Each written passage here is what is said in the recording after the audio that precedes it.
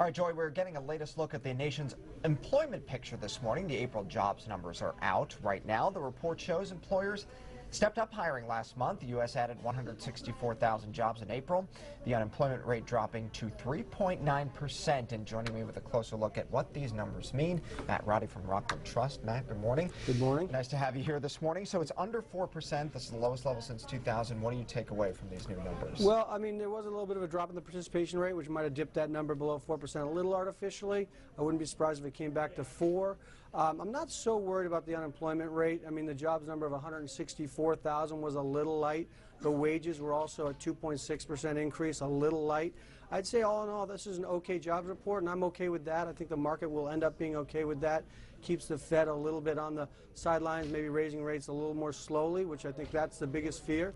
The Fed is trying to squeeze sort of an aircraft hangar into a small port here, and there's some choppy geopolitical waters, so they've got a tough job to do here. And I think it's good that, you know, the numbers were just kind of just a little light on the light side. So anything contributing specifically to this lower unemployment rate?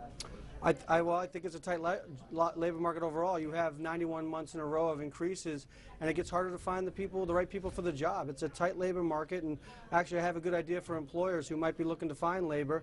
I was at a great event last night with a few of your colleagues, Shirley and Nick Emmons, and at Northeast Arc had a gala, and they help people with disabilities, and those people are looking for work, and they help them find jobs. We also work with another great organization, Work Inc., which helps people with disabilities find jobs. And these are people with great talents, and it'd be great to see if employers are looking for people, hiring managers, you know, business owners. This is a place to look for able people who really have a lot of talent and can give a lot to the community and the organizations. Yeah, that was a great event last night. Well attended, too, by Nick Emmons and, as you mentioned, Shirley Leong from the Boston Globe, who also contributes here on NECN as well. Just one more question about the job numbers, too. Where do you see things going in the months ahead here? I think we'll kind of chug along. It's going to be hard to find those workers, as we said. I think if we can keep it, you know, below 200, and if we don't jump above 200, that's okay, because we are such high levels of employment. And if we go too high, the Fed will really get, I think, antsy and really start to raise rates quickly. And, you know, that gets a little bit dicey for the markets if they do that too quickly and too aggressively. All right, Roddy from Rockland Trust, thank you for joining us this morning. Joy, back over to you. Thank you, Jeff and Matt.